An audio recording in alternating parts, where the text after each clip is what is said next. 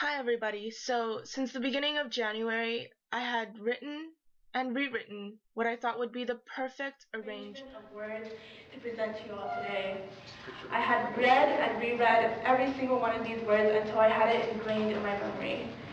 But today I don't think I'll go by the script, because today I want to talk to you all about something that is very dear to my heart, so I want it to come from my heart. And this thing is mental illness.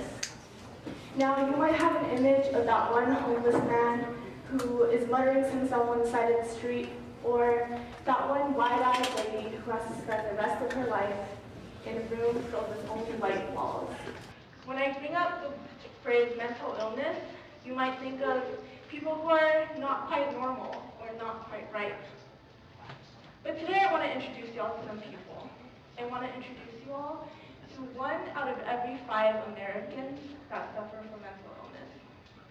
Whether it be anxiety or mood disorder or a psychotic disorder or a personality disorder or an eating disorder, these people are all suffering from mental illness.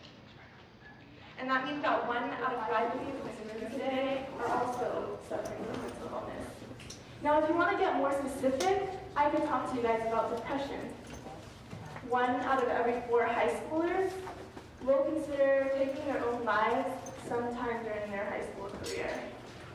And that means that 1 out of 4 of you will have thought or will soon think about suicide. Now, with so many different people out here that are suffering from mental illness, each one of them feel alone in their struggle. They feel alone. Now, my family has a rich history of mental illness. Before I was even born, my grandma had tried to jump off a building to take her own life. My aunt, who was diagnosed with bipolar disorder, had tried to light herself on fire before I was born. My nephew in Australia, in the past year, attempted to commit suicide.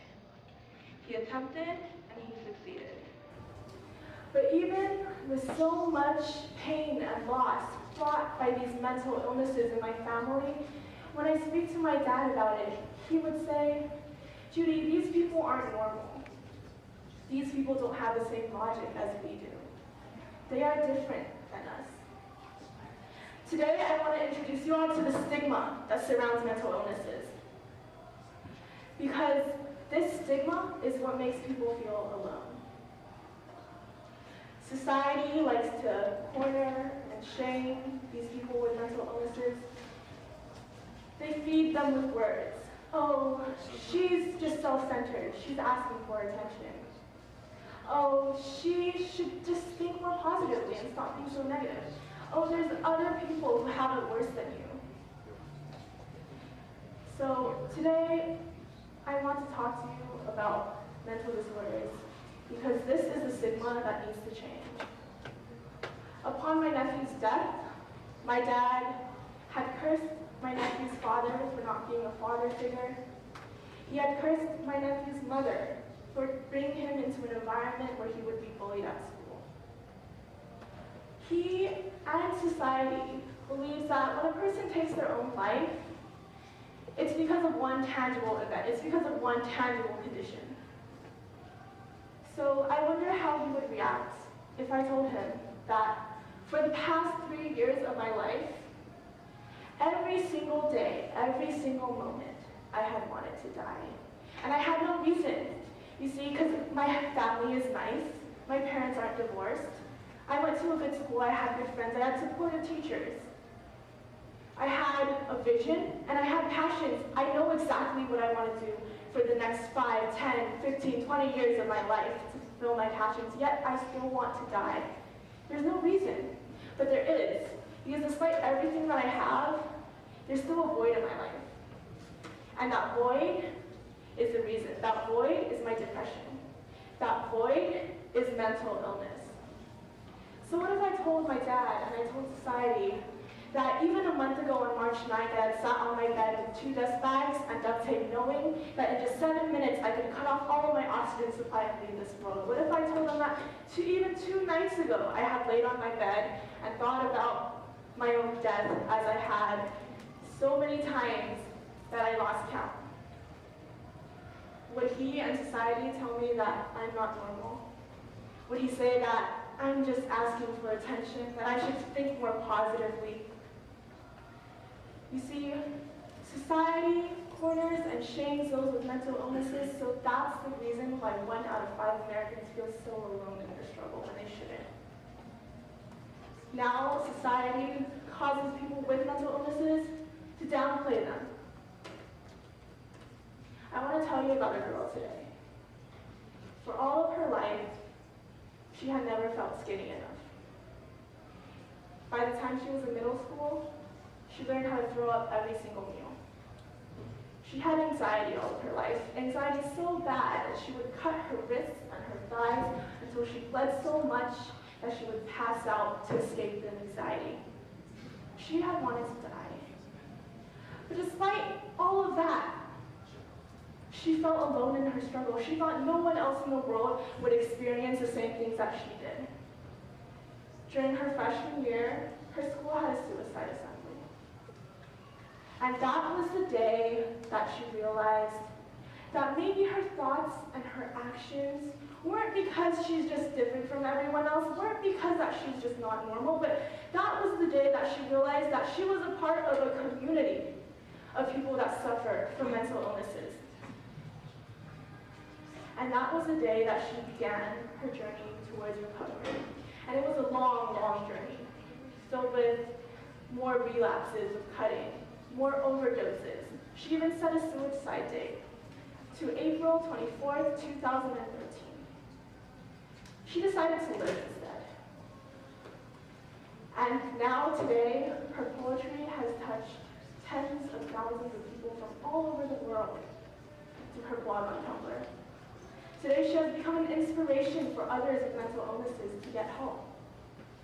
She has become an inspiration for others to begin on their journey to recovery. Her name is Van Nguyen. And I wish that she could be here next to me today to share her spoken word poetry with you all, but she can't. Because even though her illness has begun to get better, it has not gone away. She still relapses sometimes. She still has the anxiety. Her anxiety is still there.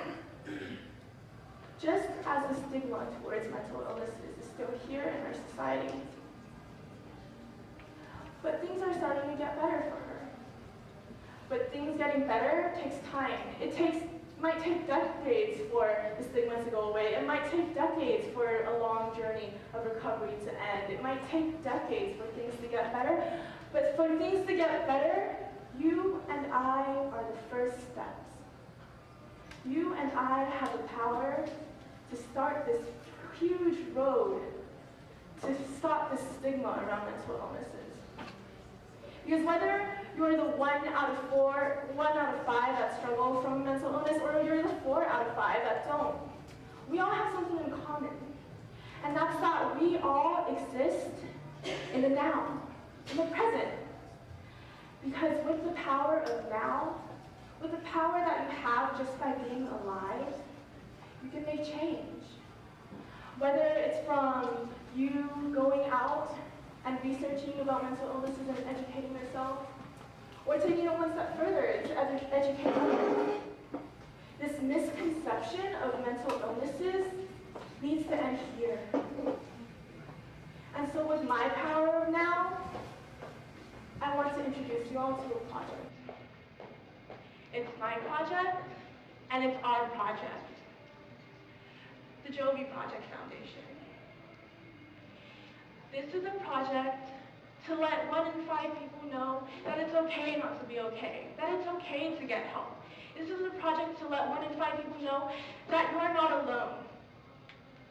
This is a project to make everything better. This is a project to let 1 in 5 people affected by mental illnesses know that they're not just mentally ill, but they are also Sally and Sue and James and Jenny. They are me and they are you. This is a project for the future and for the present. And this is a project that starts today. Thank you, everybody.